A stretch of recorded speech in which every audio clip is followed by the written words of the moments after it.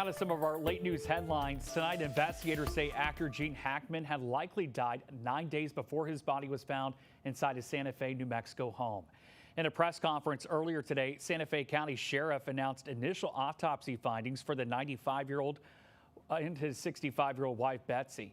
Both tested negative for carbon monoxide poisoning, and neither showed signs of external trauma.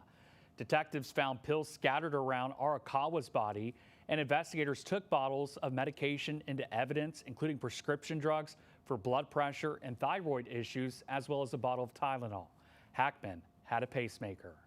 An initial interrogation was conducted of Mr. Hackman's pacemaker. This revealed that his last event was recorded on February 17th, 2025. Investigators say they collected 2 cell phones from the couple's home. They're working to gain access to the data to determine the timeline for the deaths.